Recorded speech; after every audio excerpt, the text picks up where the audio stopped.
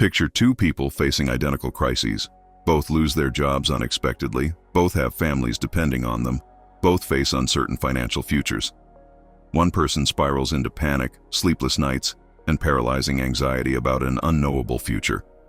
The other person feels the weight of the situation, but responds with clear thinking, strategic planning, and an almost eerie calm that allows them to navigate the crisis with wisdom rather than desperation.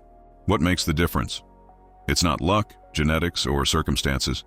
It's the daily mental habits they've cultivated long before the crisis arrived.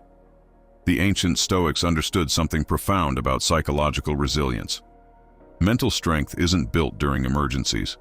It's built during ordinary days through deliberate practices that forge the mind into something capable of withstanding extraordinary pressures. They knew that crisis reveals character, but doesn't create it.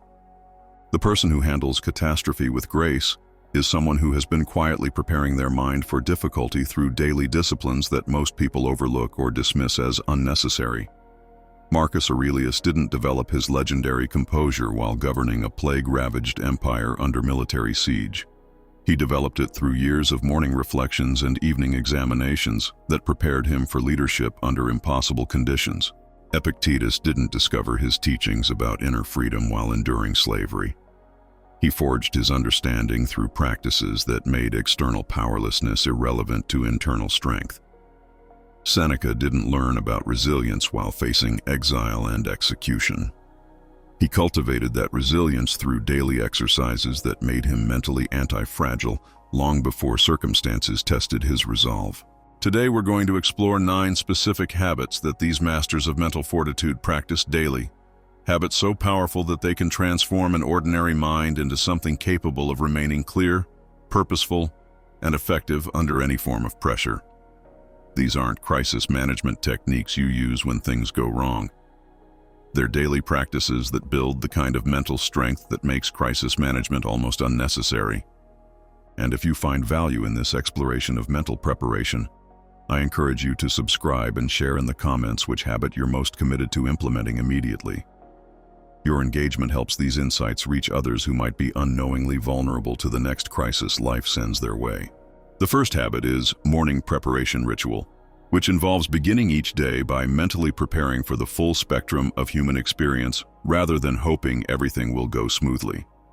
This isn't pessimism or catastrophic thinking, it's psychological immunization.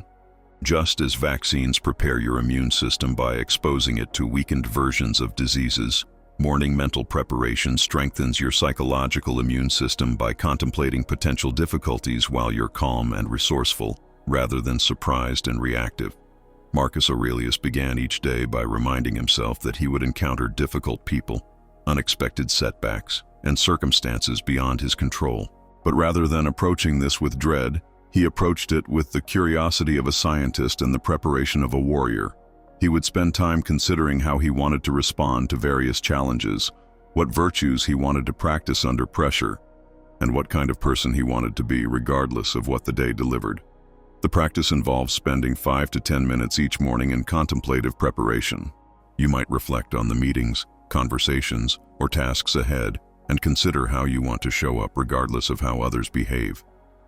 You might contemplate potential setbacks or delays and visualize responding with patience and adaptability rather than frustration and reactivity. You might remind yourself of your values and commitments so that when pressure arrives, you're responding from your deepest convictions rather than your immediate impulses. This morning ritual doesn't make you pessimistic about the day ahead. It makes you prepared for the day ahead. When difficulties actually arise, you're not caught completely off guard because you've already considered how you want to handle such situations. When people behave badly, you're not devastated because you've remembered that difficult people exist and prepared yourself to respond with wisdom rather than reaction. When plans don't unfold as expected, you're not shattered because you've accepted that impermanence and uncertainty are fundamental features of existence. The second habit is evening reflection practice, which involves ending each day by examining how well you handled your responses to whatever circumstances arose. This isn't self-criticism or perfectionist analysis. It's the kind of honest assessment that athletes or musicians use to improve their performance over time. You're not judging yourself harshly for imperfect responses. You're studying your reactions to understand what triggered particular behaviors and how you might respond more skillfully in similar future situations. Seneca wrote extensively about his evening practice of reviewing the day's events, not to punish himself for mistakes, but to extract wisdom from every experience. He would ask himself questions like, where did I respond from fear rather than wisdom? When did I allow other people's behavior to disturb my peace? What situations revealed areas where I need to develop greater strength or understanding? How might I have handled challenging moments more effectively? The practice involves setting aside 10 to 15 minutes before sleep to honestly examine your day. You might notice moments when you responded reactively rather than thoughtfully, and consider what triggered that reactivity. You might identify situations where you felt overwhelmed and explore what internal resources you could have drawn upon. You might recognize times when you handled difficulty well and understand what made those responses possible so you can replicate them. This evening reflection creates a continuous feedback loop that accelerates your development of crisis-resistant habits. Instead of unconsciously repeating the same reactive patterns year after year, you become increasingly aware of your psychological tendencies and increasingly skilled at choosing more effective responses. Over time, this daily practice builds the kind of self-awareness and emotional regulation that allows you to remain centered even when external circumstances become chaotic. The third habit is voluntary discomfort training, which involves deliberately seeking small challenges and inconveniences to build your tolerance for larger difficulties. The Stoics understood that comfort, while pleasant, can make you psychologically soft and vulnerable to being overwhelmed when life inevitably presents unavoidable discomfort. They practiced voluntary exposure to minor hardships not because they believed suffering was virtuous, but because they wanted to know they could handle difficulty gracefully when it arrived uninvited. This might involve taking cold showers to build tolerance for physical discomfort, walking longer distances instead of always taking the most convenient transportation, eating simpler foods occasionally to appreciate abundance without depending on it, or having difficult conversations instead of avoiding them indefinitely. The principle is to voluntarily encounter manageable versions of the discomforts that life will eventually impose involuntarily, so that when real challenges arrive, they don't feel unprecedented or insurmountable. Seneca regularly practiced voluntary poverty, not because he thought wealth was evil, but because he wanted to know he could be content with very little if circumstances ever required it. He would spend periods eating basic foods, wearing simple clothes, and sleeping on hard surfaces to maintain confidence in his ability to be happy without luxury. This practice made him psychologically anti-fragile. If he lost his wealth, it wouldn't destroy his peace because he had already proven to himself that he could thrive without it. The modern application involves identifying areas where you might be overly dependent on comfort or convenience, and occasionally choosing the more challenging option. This doesn't mean making life unnecessarily difficult, but rather building confidence in your ability to handle difficulty when it's unavoidable. When you know you can be content with less, you become less anxious about losing what you have. When you know you can handle discomfort, you become less controlled by the need to avoid it. The fourth habit is present moment anchoring, which involves training your mind to return repeatedly to current reality whenever it begins spinning stories about past regrets or future catastrophes. Most psychological suffering occurs when consciousness is displaced from the present moment, either rehashing events that are absolutely unchangeable or anticipating scenarios that may never materialize.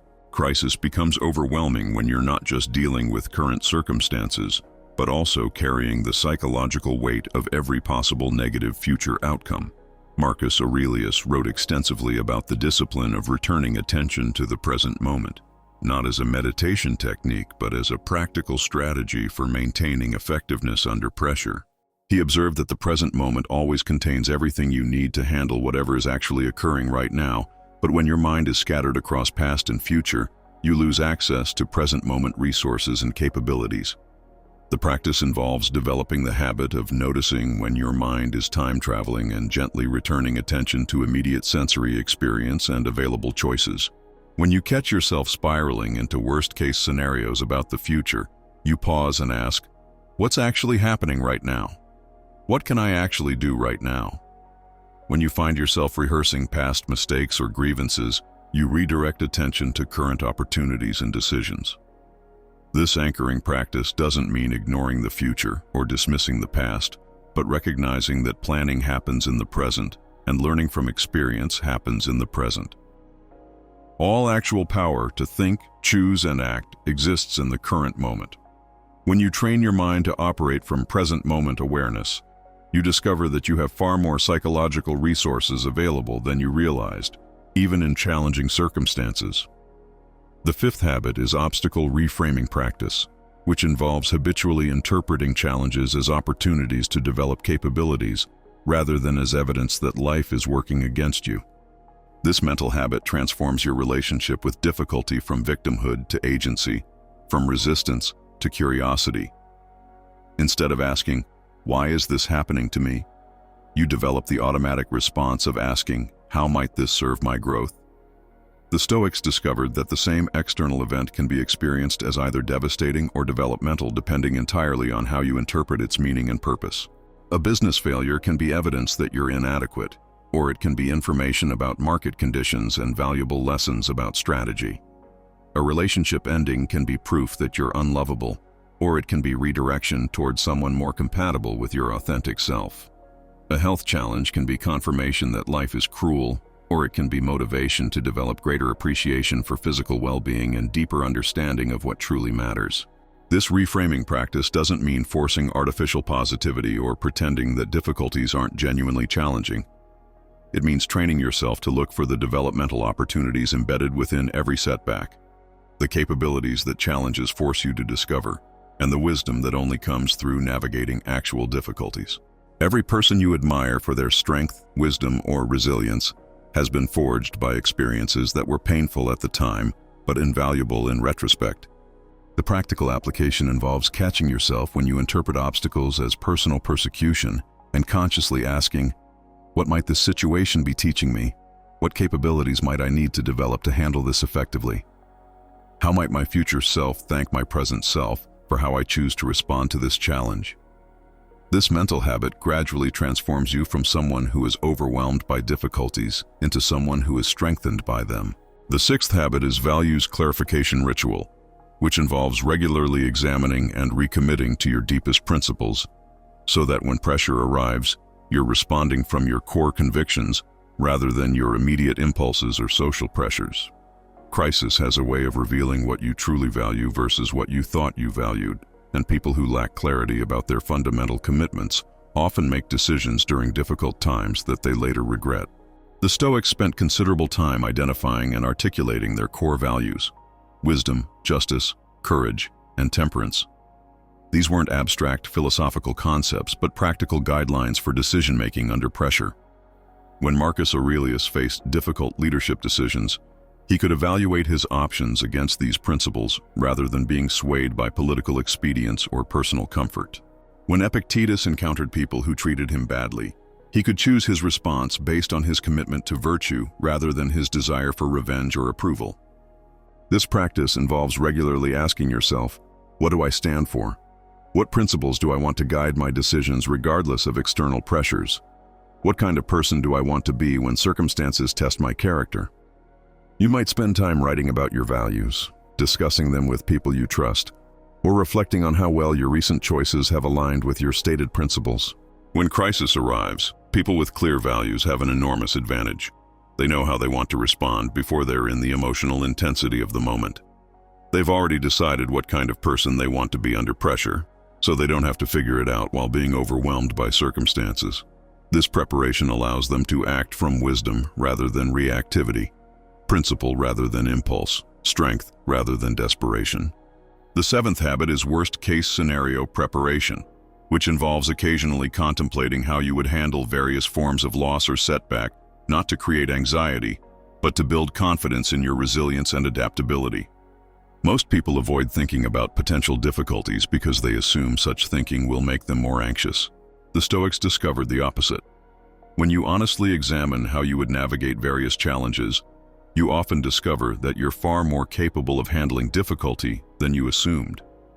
This practice, which they called premeditatio malorum, or negative visualization, involves spending time considering what you would do if you lost things you currently value: your job, your health, important relationships, financial security, or social status.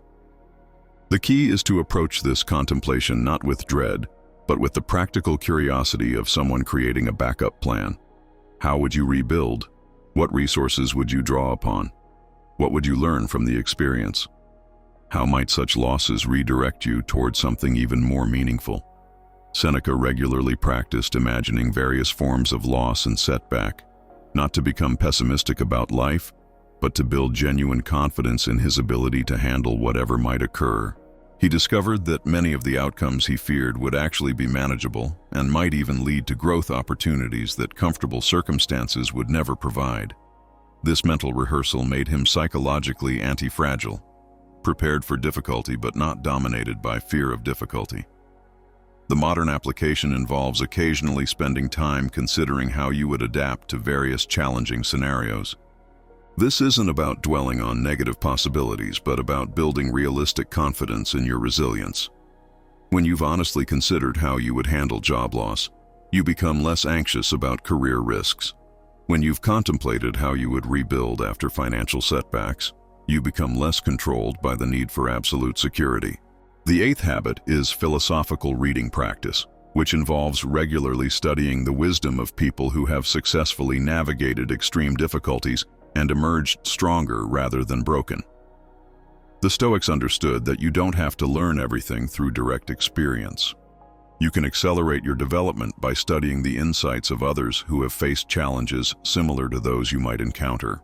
This doesn't mean academic study of abstract philosophy, but practical engagement with wisdom that has been tested under real-world pressure.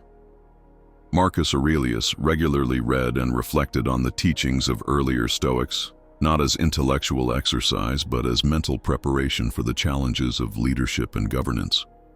He was drawing upon centuries of accumulated wisdom about how to maintain character and effectiveness under pressure. The practice involves setting aside time regularly to read, reflect on, and discuss ideas that strengthen your psychological resilience. This might include autobiographies of people who have overcome significant challenges, philosophical works that address the fundamental questions of human existence, or contemporary psychology research on resilience and post-traumatic growth. The key is to engage with this material not passively but actively, asking how these insights apply to your own life and circumstances. When crisis arrives, people who have been regularly nourishing their minds with wisdom have access to resources that purely experiential learning would never provide. They can draw upon the accumulated insights of thousands of people who have faced similar challenges and discovered effective ways of responding. They have a library of mental models and strategies that extend far beyond their personal experience.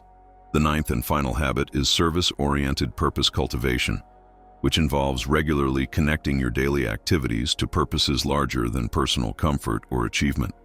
The Stoics discovered that people who see themselves as part of something greater than their individual concerns are far more resilient when facing personal difficulties.